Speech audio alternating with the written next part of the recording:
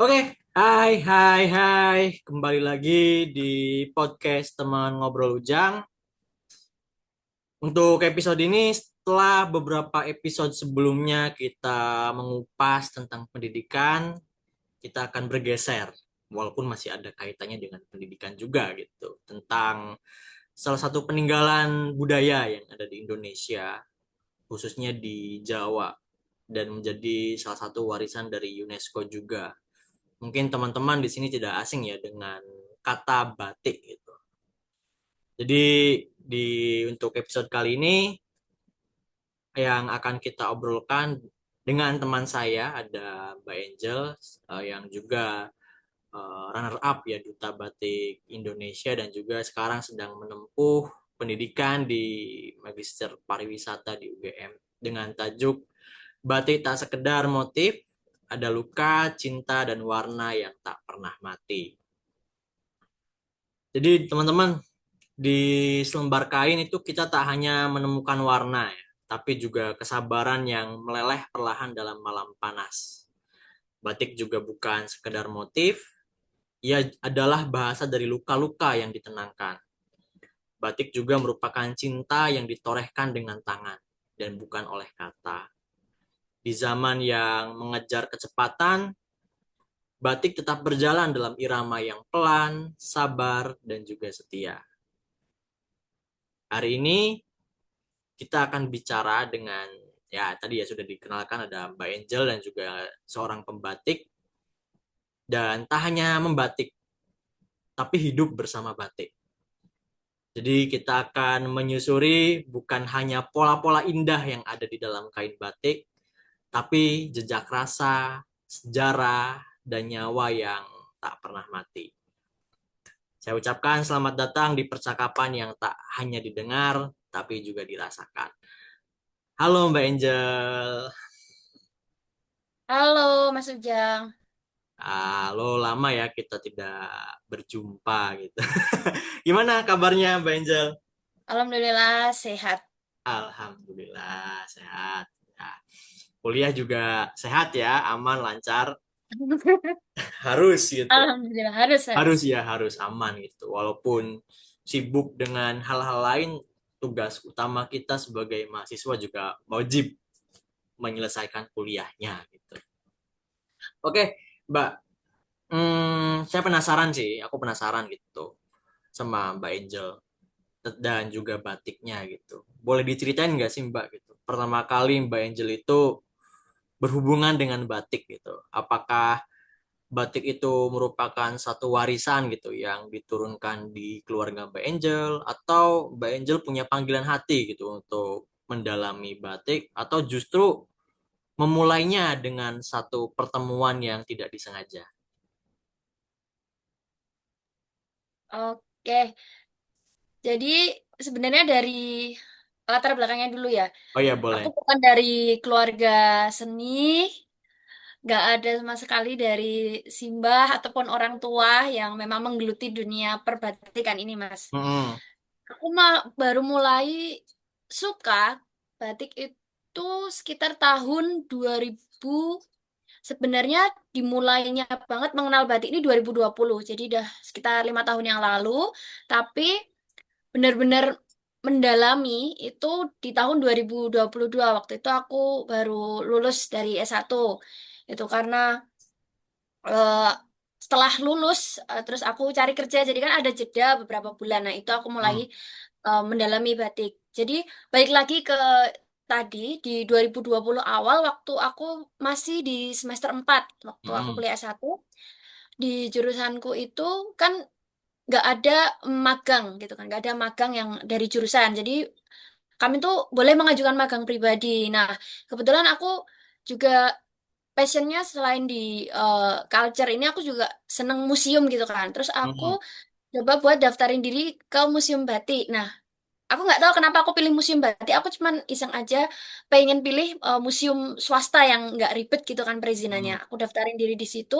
Terus di situ aku bukan sebagai anak magang yang resmi, tapi di situ nyebutnya kegiatan volunteer aja sih selama 1 bulan. Nah, selama di situ aku mikirnya aku cuman dibimbing buat mandu wisatawan jelasin Hmm. tentang museumnya. Nah, ternyata selain harus bisa jelasin tentang koleksi-koleksinya, aku juga diminta buat ngajarin orang workshop membatik gitu. Jadi aku diajarin sama pegawai museumnya yang lain gitu. Ada beberapa Hmm. orang aku diajarin. Kamu kalau di sini harus bisa, ini harus bisa ngajarin orang ya. Oh iya, terus aku diajarin dari situ aku belajar. Terus beberapa aku ajak teman-temanku buat buat batik di situ. Dan itu posisinya benar-benar sebelum pandemi, sebelum sebelum Maret. Jadi itu Januari sampai Februari 2020 gitu. Hmm. Terus aku udah lama nggak megang batik lagi, berarti 2,5 tahunan. Nah, di 2022 itu waktu aku habis lulus, aku ketemu lagi sama temenku yang kerja di museum itu tadi. Nah, Hmm. dia mendalami batik, dia punya UMKM, dia Hmm. mendalami, dia keluar dari museum, dia dia buka usahanya sendiri. Jadi di situ aku diajak, Jel, kamu kan belum ini belum apa masih cari-cari kerja nih, mau nggak kalau ikut freelancean aku buat mandu workshop batik gitu di salah satu galeri seni di Jogja gitu kan. Terus Hmm. aku kan belum pede juga. Terus aku sambil review memoriku lah yang waktu aku dulu ngajarin batik itu kayak gimana. Terus aku ikut di sana kira-kira 4 bulan lah, 4 bulan sampai aku dapat kerjaan. Nah, terus eh 1 tahun aku nggak megang batik lagi. Baru 2023 itu Hmm. aku masuk ke museum Sana Budaya. Nah, di situ aku juga kerja jadi pembatik kayak gitu. Tapi itu aku kerja nggak setiap hari gitu. Jadi aku kerja di museum, terus aku kerja sama temanku sampai akhirnya aku 1 tahun masuk ke 2024 kan. Habis itu Hmm. aku kuliah nah, gitu. Hmm. Terus di sela-sela itu pun aku nyoba buat istilahnya membangun brandku sendiri. Jadi aku Hmm. mendirikan batik punya aku sendiri dan aku fokusnya ke jasa workshop gitu. Jadi sampai saat ini aku masih masih menekuni sih, tapi bukan yang setiap hari atau prioritas karena aku masih kuliah ini tadi. Gitu sih, Mas. Oke, jadi kalau kalau aku nyimpulin itu berarti secara nggak sengaja gitu bertemu dengan batik ya tadi, dan sampai pada akhirnya Iya, betul betul. fokus di situ. Nah, yang apa ya, yang Mm-mm. bikin akhirnya nih aku kayaknya aku harus membatik deh gitu, harus mendalami batik itu apa, Mbak? Kalau menurutku eh ini ini berkaitan sama selain Jogja terkenal dengan batiknya, Mhm. tapi juga keprihatinan aku sih Hmm. terhadap penerus batik ini karena sesimpel sekarang ini apa ya nggak banyak belum banyak yang tahu sebenarnya batik itu apa gitu kan. Mungkin orang-orang berpikirnya kalau batik ini kan sekadar motif aja, tetapi sebenarnya Hmm. penekanannya kan pada ininya Mas, pada proses pembuatannya dengan malam panas. Nah, Hmm. jadi kalau misalnya kita lihat di pasaran, eh, begitu banyaknya beredar kain-kain printing yang bermotif batik yang Hmm. nggak salah juga sebenarnya, tapi kalau misalnya kita itu tahu sebenarnya, oh batik ini maknanya adalah prosesnya. Nah, itu lebih bagus lagi. Jadi kita benar-benar bisa menghargai. Jadi ketika kita mau beli pun kita kalau mau nawar kita mikir-mikir lagi karena oh kita tahu ini bikinnya susah kayak gitu.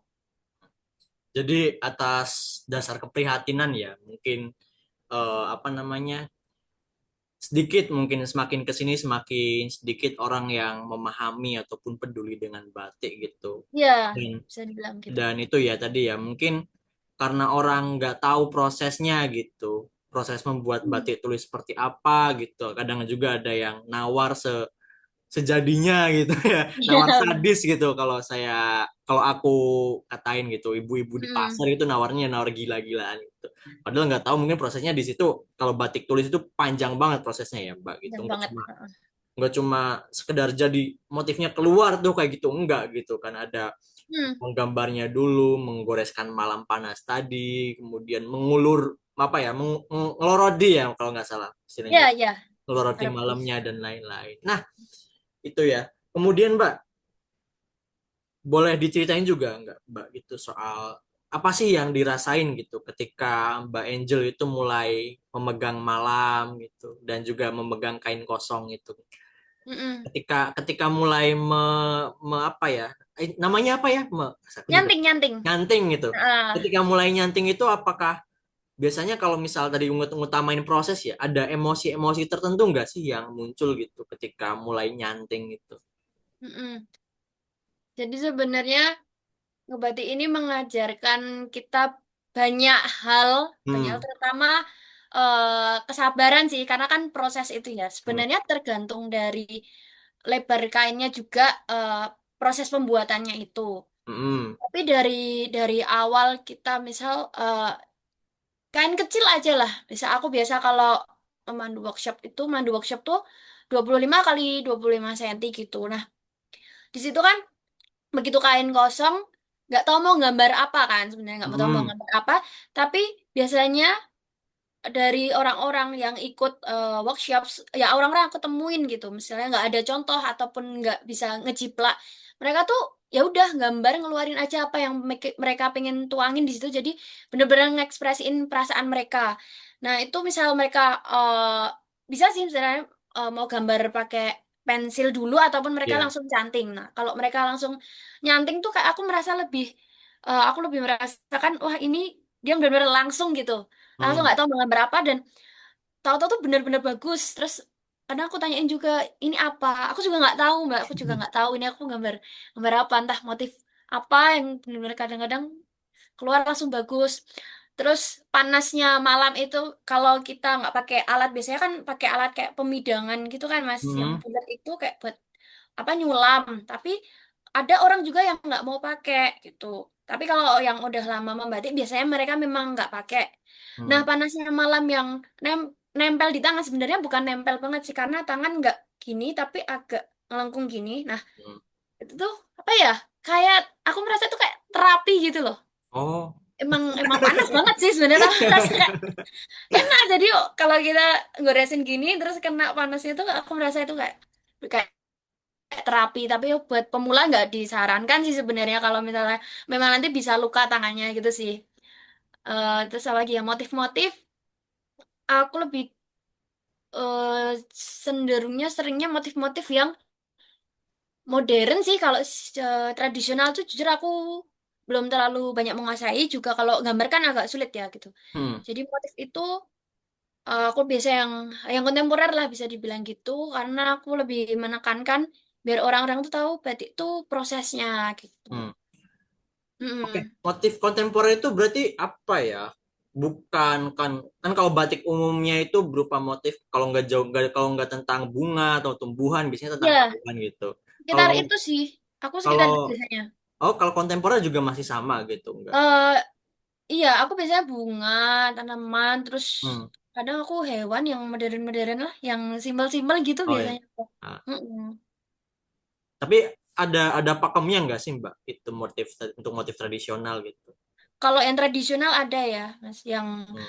apa kain-kain yang memang berasal dari keraton kayak gitu tuh Hmm. memang ada pakemnya sendiri-sendiri, motif-motifnya, terus fungsi-fungsinya buat apa, istilahnya kan kalau kita ini mengenal daur hidup manusia, nah itu memang Hmm.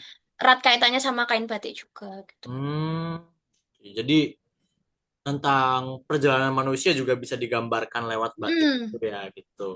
Jadi tadi ya betul. selain ngajarin kesabaran juga membatik juga bisa mengekspresikan ya ekspresi apa yang sedang ada di benaknya gitu apa yang dirasakannya Benar-benar. gambar gitu. Ada yang bisa langsung mencanting, ada yang bisa harus menggunakan pensil dulu gitu ya. Itu prosesnya ya proses tiap orang ya. Jadi Mbak Angel juga tahu ini yang langsung jadi ada, yang pelan-pelan juga ada gitu. Nah, kemudian Mbak, juga banyak yang melihat batik itu hanya sebagai motif ya gitu. Tapi menurut Mbak Angel itu apa sih yang sebenarnya sedang diungkapkan oleh tiap orang atau oleh tiap goresan itu? Kalau motif, apa ya, mereka tentang perasaan aja sih. Kalau Hmm. kalau kalau motif-motif yang tradisional memang mereka punya maknanya sendiri-sendiri ya Mas. Hmm. Tapi kalau orang-orang sekarang mungkin membatik dengan ekspresi mereka itu ya apa ya itu salah satu caranya mereka aja sih. Hmm. Misal misal kalau aku kan fokusnya di batik apa batik tulis. Ya. Tapi aku ngelihat beberapa juga kayak batik cap. Nah, yang mereka buat ngecap itu kan bahkan ada yang dari kertas kayak gitu dan mereka tuh Hmm. bikin simpel-simpel motif-motif yang ya benar-benar simpel terus dicap di kain kayak gitu-gitu di beberapa event di Jogja itu sempat dibuat kayak gitu atau batik yang pakai nggak pakai canting tapi pakai kuas gitu. Ada tak? Ada, heeh. Baru tahu aku. Pakai kuas jadi langsung malamnya giniin. Terus warnanya juga kayak pakai spons gitu langsung giniin. Itu di Ah. peringatan Hari Batik tahun kemarin sempat ada Hmm. di Taman Budaya. Jadi benar-benar kain beberapa meter. Terus ya udah orang-orang bisa ikut ngebatik terserah mau mau gimana mereka di situ udah campur-campur aja gitu. Hmm. Gitu ya. Jadi Mm-mm. sebenarnya banyak banyak teknik ya gitu, nggak melulu soal menggunakan canting aja gitu. Dan tadi ya banyak ada yang pakai kuas dan lain-lain sebagainya. Dan apa ya, melihat dari sedikitnya pola gitu itu bisa apa ya, kayak jadi bentuk terapi juga nggak sih, kayak ada istilahnya apa sih ya? Art terapi gitu nggak sih Mbak? Kalau gimana pola yang kayak gimana maksudnya? Nggak, maksudnya mereka itu sekedar butuh apa ya, membatik itu kayak butuh butuh terapi aja gitu. Ada yang namanya kan kalau nggak salah art terapi gitu, terapi yang Mm. menggunakan karya seni aja gitu untuk melampiaskan emosinya, Mm. Mm. mengeluarkan keluh kesahnya gitu. Dan entah ya, apakah ini berhubungan gitu tentang sedikit apa ya, semakin sederhananya, sesederhananya pola, apakah semakin itu enggak sih kayak semakin apa namanya, masalahnya itu semakin dikit atau banyak, Mm. kaitannya dengan art terapi gitu Mbak. Oh ya, aku pernah Dulu ikut beberapa kegiatan yang berkaitan sama mindfulness ya mungkin ya. ya Jadi mungkin itu mirip-mirip ah. mirip-mirip yang kayak ya dia bisa pakai gambar ataupun batik. Nah, Hmm. kebetulan aku pernah collab sama salah satu psikolog di Jogja juga yang Hmm. memang eh ya sih ke arah art terapi itu menggunakan menggunakan batik untuk udah untuk mengekspresikan apa yang mereka rasain setelah setelah mereka ikut sesi yang kayak apa ya merenung dan lain-lain kayak Hmm. gitu itu mereka ungkapkan lewat situ terus kan si psikolognya ini otomatis dia bisa ngebaca Dari goresannya ini dia ah. dia ngapa apa tentang apa terus ya ya misalnya kayak sekadar garis aja oh garismu gini bentuknya Hmm. gini atau kamu nyantingnya terlihat tegas atau kayak kurang ini gitu kan kalau misalnya gambar misalnya kayak Hmm. kayak arsiran gitu kan Ya. kurang tegas nah kayak gitu gitu gitu sih. Hmm. Bener, bisa Kayak bisa banget itu. bisa bisa juga kayak ngelihat semakin rumitnya pola yang dibuat para peserta gitu, kayaknya kamu masalahnya juga banyak deh gitu. Heeh, ya bener-bener bisa Nah, bisa itu kayak bisa gitu juga sih. bisa bisa asik sih sebenarnya gitu. Mhm. Kalau kalau kaitannya dengan terapi gitu, bisa tahu masalah orang hanya dari pola, dari bentuk cantingnya atau goresannya gitu. Iya, ada itu mas peserta yang pernah Hmm.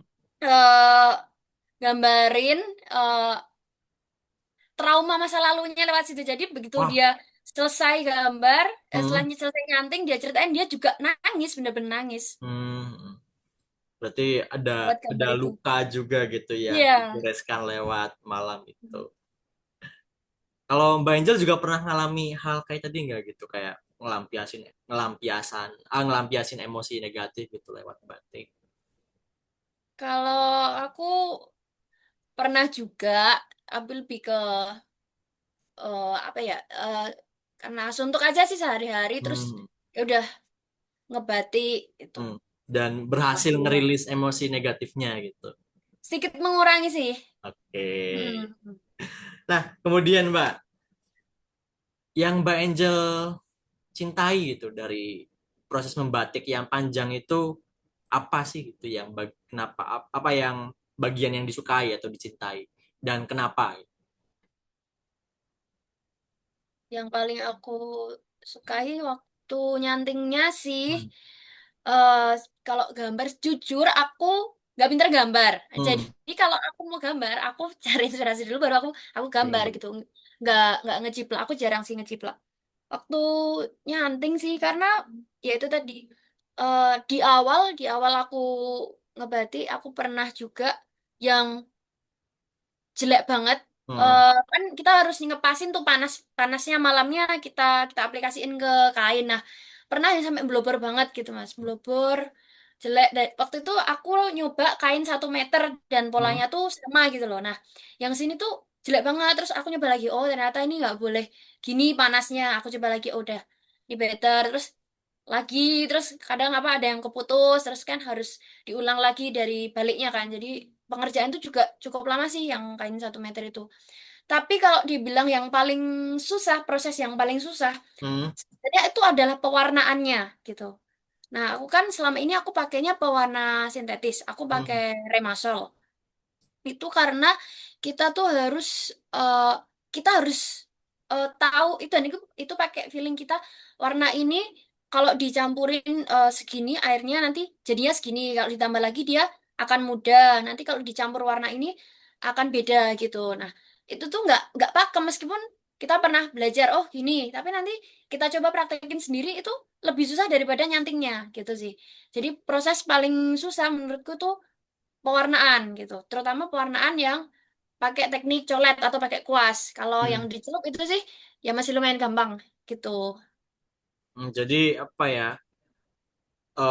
Buat nyanting itu juga nggak sederhana apa yang kita lihat gitu. Jadi harus Iya, tahu benar. apakah apa namanya lilin malamnya itu panas banget atau enggak gitu. Panas Mm-mm. panas atau tidaknya juga apa yang ngaruh juga ya gitu ke proses nyanting Iya, gitu. ngaruh Bisa. banget. Berarti kalau semakin panas itu semakin mudah apa ya namanya? Dia Mudah melobor blobber, gitu. iya Hmm. blobber, blobber. Oh, berarti jangan apa ya kalau ngebatik itu jangan sampai apa ya lilinnya juga panas banget malamnya itu ya. Jangan panas Harus jangan banget, jangan dingin banget. Ya harus berarti sedang aja lah dia, yang nggak usah keluar. sedang-sedang aja gitu. Jangan Oh, sedang aja. dengan tadi ya proses apa ya mewarnainya juga nggak susah juga gitu harus ada Iya, hitungannya gitu. Kita menggunakan pewarnanya seberapa, airnya juga seberapa. Kalau kebanyakan mungkin jadi mudar atau kalau terlalu sedikit jadi apa gitu. Jadi harus dihitungin apa ya betul-betul gitu. Terus sama mm-mm. sama ini juga ya Mbak. Kalau misal warnanya itu lebih dari satu juga makin susah nggak sih?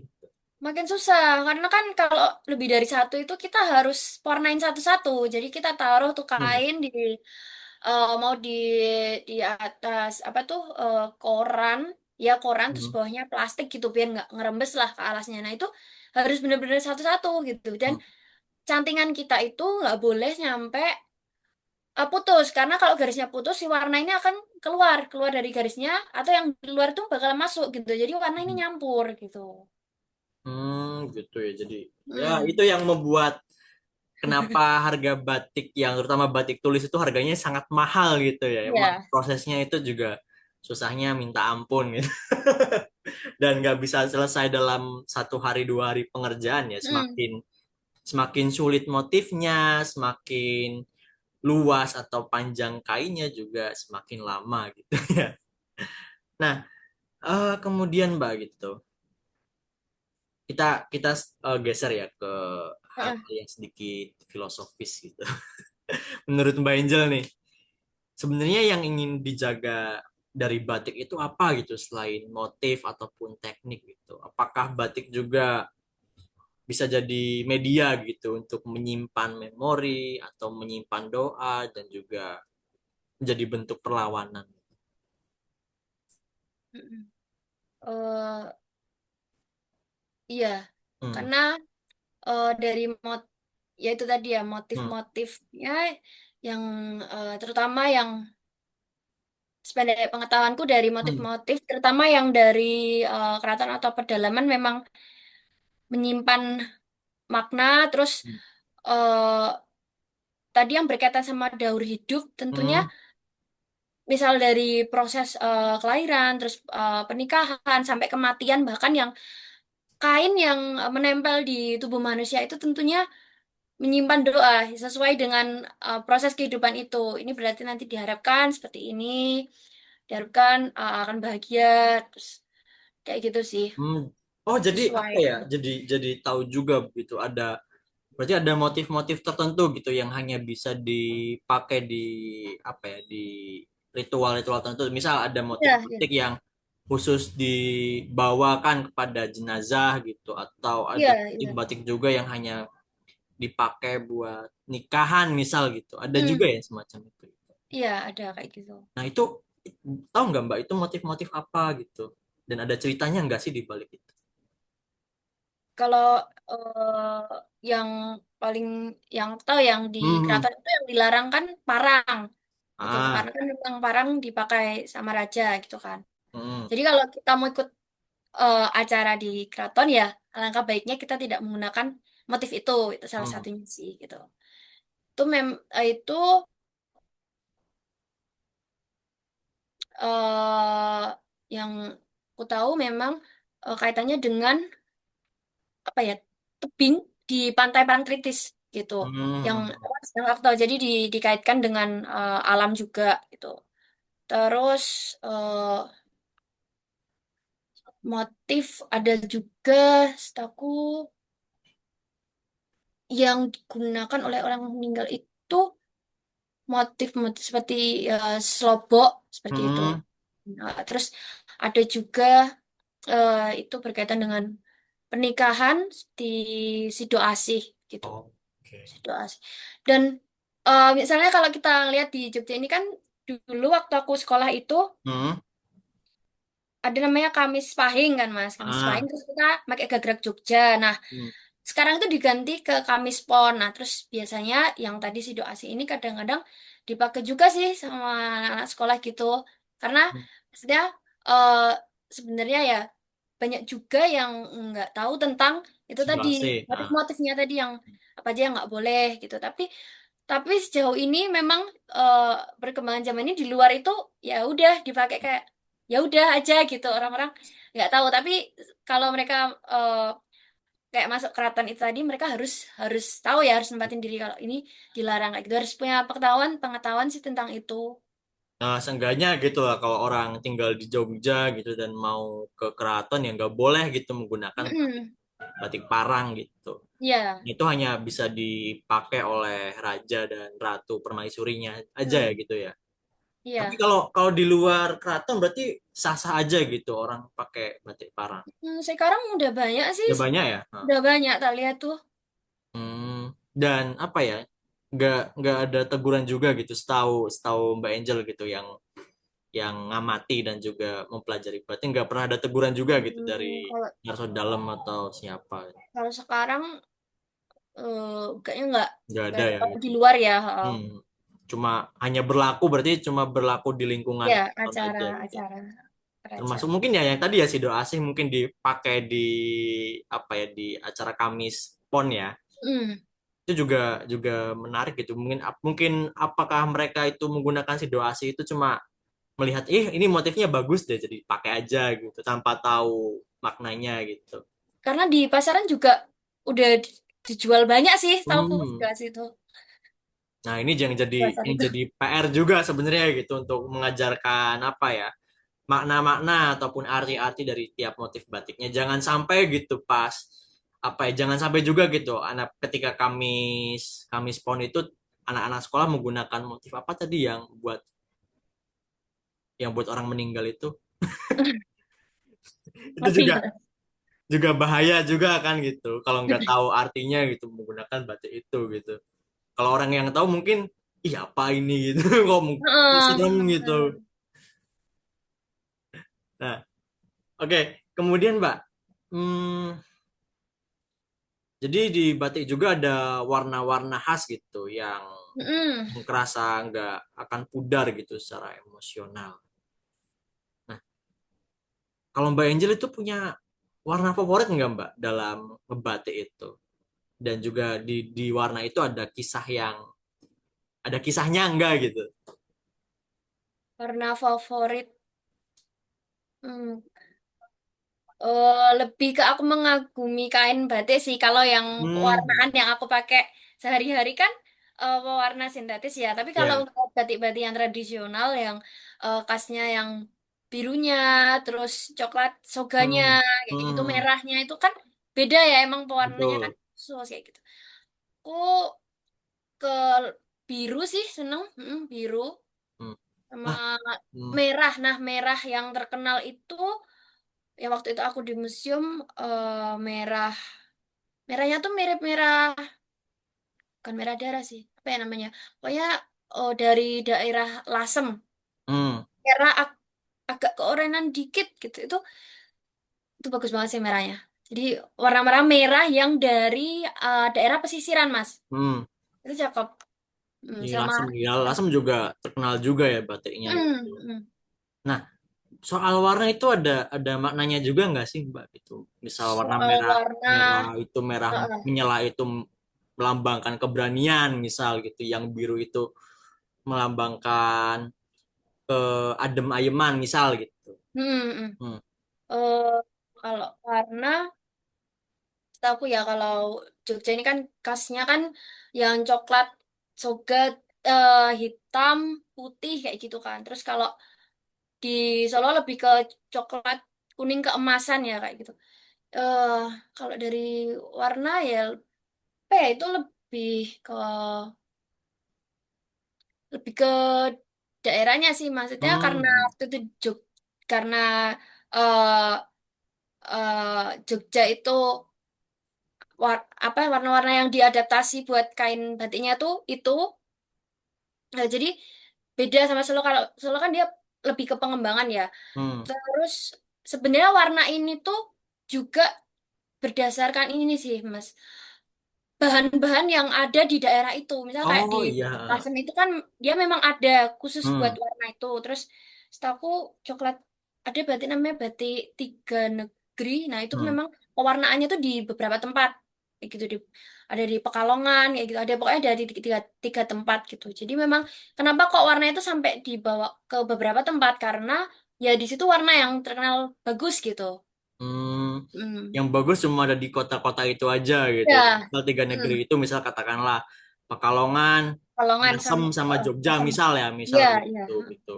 Karena warna-warna yang bagus itu misal merahnya itu yang bagus ya cuma di Lasem, misal Hmm, hmm, birunya itu yang bagus cuma di Jogja gitu, ataupun ya ya, warna lainnya yang bagusnya di Pekalongan sehingga dinamai tiga tiga negeri gitu tadi ya ya. negeri. Ha. Itu ya. Kemudian Mbak, hmm, apa lagi ya? Nah, melihat adanya perubahan nih, perubahan dalam batik gitu dan juga kesetiaannya gitu. Mbak Angel itu melihat batik hari ini itu yang masuk ke dalam berbagai mode gitu, kemudian berbagai industri, bahkan nyampe ke digital gitu. Ini tuh apa Hmm. ya, pergeseran-pergeseran yang tadinya secara tradisional gitu dan juga masuk ke dunia-dunia modern itu jadi apa ya, melihat batik ini sebagai suatu peluang gitu, peluang untuk meluaskan atau justru menjadi tantangan gitu karena menghilangkan prosesnya gitu atau mengganti gitu yang misalnya batik itu hanya bisa digunakan sebagai jari aja gitu, beralih ke hal-hal yang lain. Itu malah bagus sih kalau menurutku karena kalau kita menyuguhkan atau kita tiba-tiba ngajari nih generasi Hmm. sekarang nih batik dengan cara yang dulu itu pasti sangat membosankan dan mereka malah menghindar gitu. Jadi memang cocoknya itu dikolaborasikan ke berbagai Bentuk ya. aksesoris Hmm. ya, aksesoris. Nggak cuma busana sih sebenarnya karena aksesoris ini juga cukup menarik. Kebetulan aku ada teman juga yang Hmm.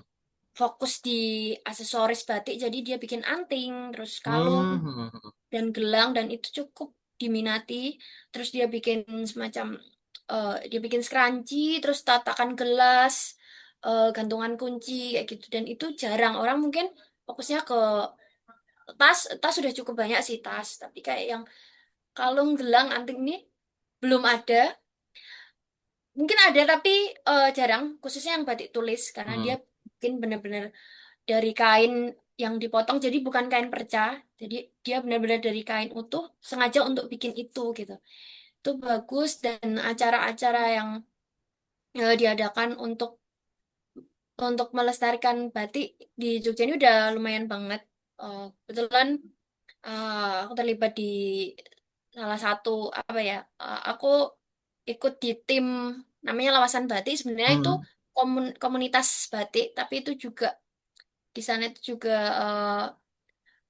saya bilang itu sebenarnya bagian dari eh, batik Jogja kembali atau salah satu salah satu pembatik yang cukup terkenal di Hmm. Jogja ini di tahun 1930-an, Wow.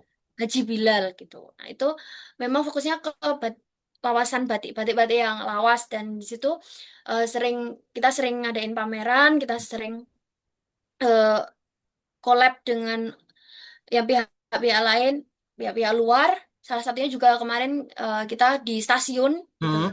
Jadi sejauh itu sih Mas dan usaha-usaha dari upaya-upaya dari pegiat batik ini khususnya di Jogja ini yang udah dilakukan untuk itu tadi terus Hmm. menginfluence yang terutama memang sasarannya anak-anak muda sih. Ya, jadi kalau Hmm. sasaran anak-anak muda emang harus dialih mediakan gitu ya. Misal Iya, iya tidak hanya benar. tidak hanya berupa kain gitu, jadi bisa berupa souvenir-souvenir seperti tadi anting dan lain-lain sebagainya. Gitu. Tadi Iya, menarik ya, ada batik lawasan gitu. Yang iya membedakan yang membedakannya dengan batik saat ini itu apa sih Mbak? Gitu.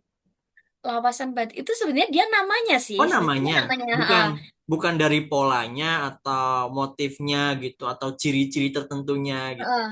Jadi kalau di Lawasan ini banyaknya itu adalah batik saudagar. Jadi kan batik saudagar ini sebenarnya berkembang Hmm.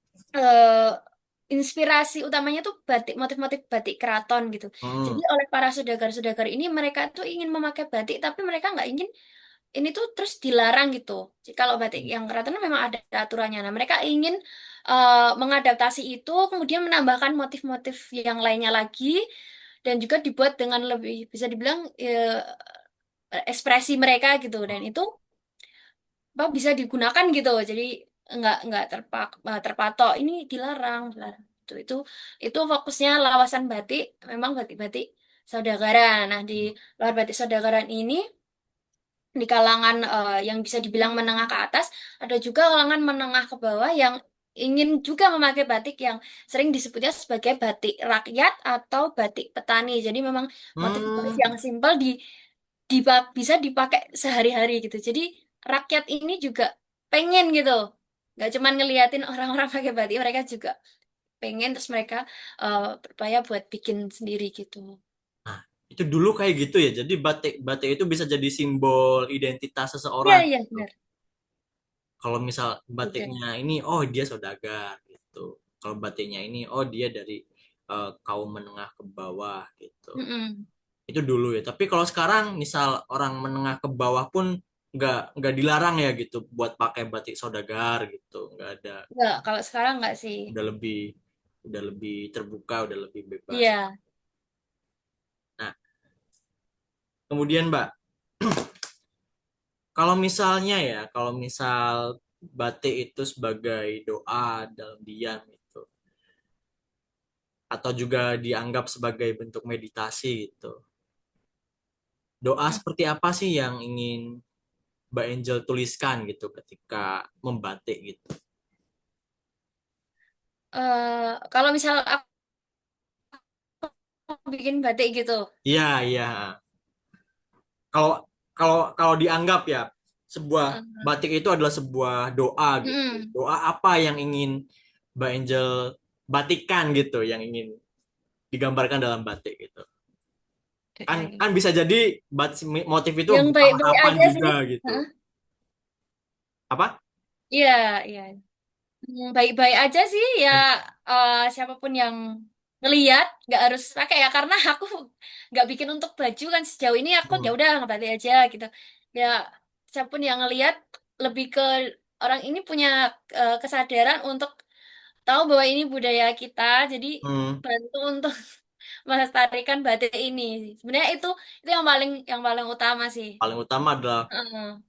untuk melestarikan gitu. Iya ikut Betul, melestarikan lah. membuat membuat batik ya harapannya agar batik ini lestari dan juga nggak cuma Mbak Angel aja yang melestarikan gitu, tapi anak-anak muda juga turut melestarikan batiknya gitu. Iya, Sebuah sebuah harapan yang sangat bagus, harap doa yang sangat bagus juga gitu. Tentu sebagai pemilik batik asli dari Indonesia juga ingin tetap tetap lestari gitu dan jangan sampai hilang gitu. Soalnya ada juga gitu beberapa bentuk apa ya, bentuk kebudayaan selain batik juga ada yang hilang. Termasuk gini Mbak, aku juga di daerahku dulu ada yang namanya produk kebudayaan juga gitu, bukan hmm, bukan kain batik, namanya kain kasang gitu. Dan aku baru baru baru tahu gitu di tempatku apa ya, terkenal sama kain kasang setelah apa ya, setelah membaca literatur-literatur dari Belanda gitu. Ternyata sekarang sudah nggak ada, bahkan orang-orang sana juga nggak tahu gitu yang namanya kain kasang. Jadi jangan jangan sampai apa namanya batik ini juga hilang gitu begitu saja. Jangan iya. sampai nasibnya sama seperti kain kasang yang hilang di telan bumi itu. Dan harap dan apa ya namanya? Tadi ya diharapkan dan didoakan gitu lewat melestarikan gitu. Nah, terakhir Mbak, Oke. terakhir. Kalau Mbak Angel bisa bicara gitu pada anak-anak muda yang hanya mengenal batik sebagai seragam sekolah Mm-mm. biasa gitu. Apa sih yang ingin disampaikan Mbak Angel tentang kain batik ini dan tentang cinta yang membentuknya? Oke. Yang kalau aku bisa sampaikan ke temen-temen, coba lebih apa ya? Sadari sih, sadari kalau kita punya ini budaya ini dan itu membuat kita sangat kaya karena ketika ditelusuri lebih dalam, pengetahuanku juga masih benar-benar sedikit banget tentang batik. Masih banyak banget yang harus dipelajari, terutama ketika bertemu sama orang yang memang udah ahli. Jadi buat buat teman-teman minimal kita tahu dulu apa itu batik gitu. Jadi lewat situ kita sebenarnya kita bisa berkarya. Kita juga bisa selain tadi mengekspresikan apa yang kita rasain, kita tuh bisa berkolaborasi loh dengan si batik ini gitu. Jadi apa yang dipandang mungkin simple ataupun nggak bisa dibilang orang nggak peduli ataupun nggak berharga gitu ya. Ya Hmm, udah aku bisa beli dengan harga segini, ini murah tapi apakah kamu tahu itu apakah benar-benar itu batik atau bukan? Di luar memang ya udah terserah apa kalian mau beli itu memang ya udah beli-beli aja kayak gitu. Tapi yang nomor satu kita menghargai sih, menurutku gitu. ya. Jadi dengan batik kita bisa menghargai seenggaknya di situ dulu.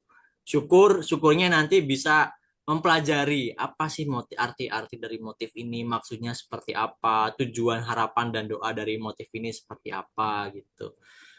Nah, dari situ Ya, mungkin nanti akan memperkaya memperkaya wawasan kita juga dan ini menjadi menjadi PR ya, sebenarnya menjadi PR generasi muda semua gitu untuk apa ya, mencintai batik gitu. Oh ya, satu lagi terakhir ya.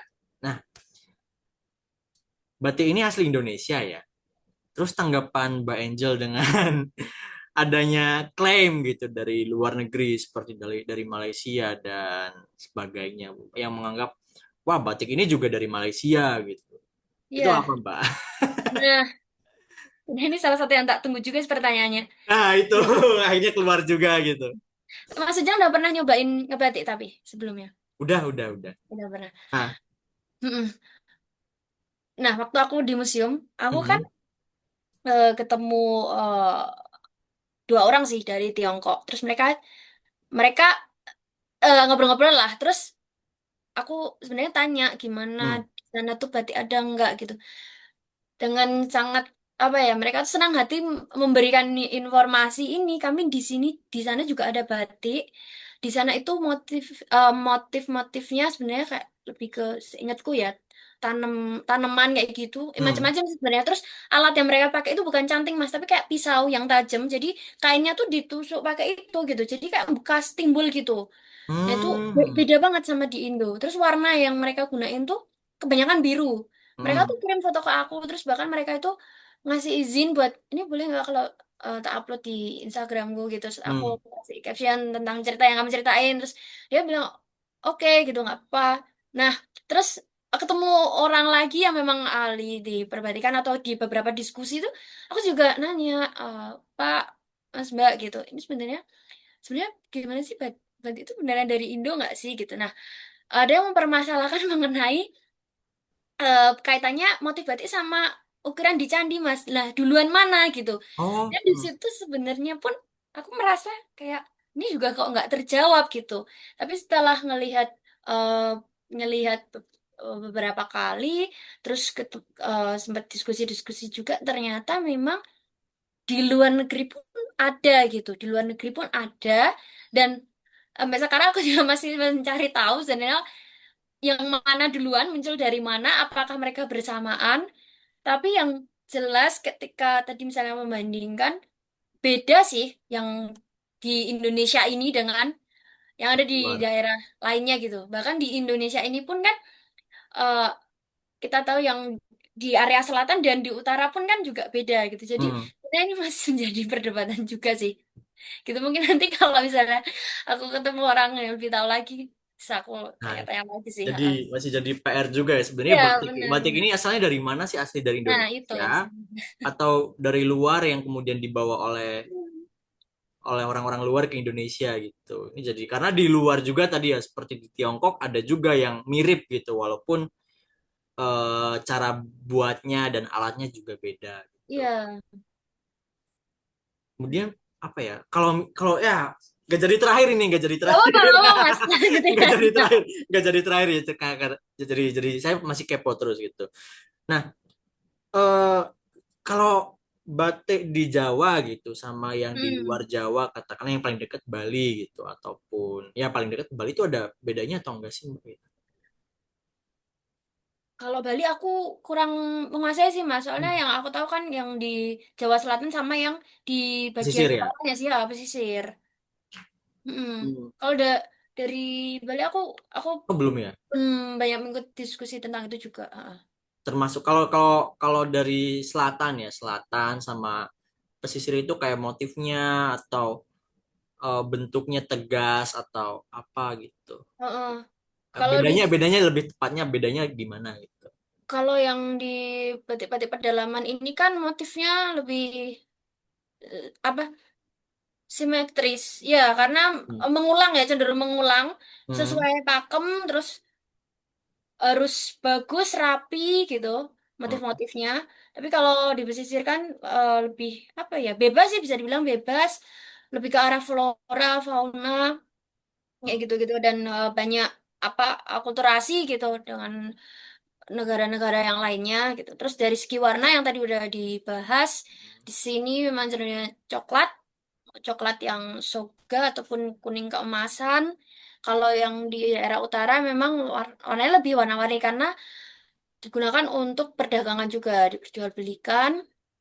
eh lagi ya, itu sih. Jadi kelihatan, maksudnya kelihatan banget gitu. Kalau di sini, oh itu pasti batik-batik pesisiran gitu. Sana pesisiran, terus yang oh ini berarti dari pedalaman kayak gitu. Nah, itu ya teman-teman. Jadi kalau teman-teman melihat batik yang cenderung teratur gitu, cenderung teratur warnanya coklat, kuning keemasan itu adalah batik-batik pedalaman yang berasal dari Hmm, daerah Mataram, entah itu ya. Jogja ataupun Solo. Tapi ketika teman-teman melihat batik yang cenderung tidak teratur, di situ ada gambar flora dan fauna dan warnanya juga mungkin lebih menarik, lebih bebas gitu, itu adalah ciri dari batik pesisir gitu.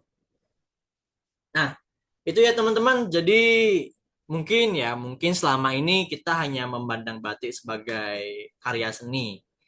Padahal kalau lebih jauh kita telusuri lagi, ia juga adalah kisah hidup yang disulam dengan air mata, dengan ketekunan juga tadi, dan juga dengan cinta yang tak pernah diumumkan. Hari ini jadi kita juga belajar ya bahwa batik itu bukan sekedar kain biasa gitu. Tapi jadi belajar juga bahwa batik juga kesaksian diam dari generasi ke generasi gitu. Karena sudah diturunkan sejak dahulu kala gitu. Jadi sudah disebutkan bahwa kan bisa jadi itu dari luar, karena di luar juga ada, dan entah mana dulu yang ada gitu, yang lebih dulu muncul di mana gitu. Kemudian di tiap goresannya juga tadi ya, batik juga bisa menyembuhkan, bisa menjadi bentuk art terapi juga. Dan di dalam tiap motifnya juga yang mengingatkan kita untuk melambat gitu, tidak tidak agar tidak apa ya, tidak mengikuti mengikuti arus percepatan dunia ini gitu. Dan mungkin juga dalam dunia yang terus ingin berubah, batik justru mengajarkan kita bagaimana cara tinggal gitu. Terima kasih telah mendengar. Sampai jumpa di percakapan berikutnya yang semoga masih menyimpan ruang untuk rasa. Terima kasih Mbak Angel sudah menemani saya ngobrol pada Makasih, Mas Ujang kali dan ini. teman-teman. Mudah-mudahan ini menjadi insight baru dan menjadi ilmu baru bagi teman-teman pendengar semua. Amin ya rabbal Amin. alamin. Oke, sampai jumpa di episode berikutnya dengan obrolan-obrolan yang menarik lainnya, dan terus ikuti teman podcast teman ngobrol Ujang, dan terakhir salam sehat.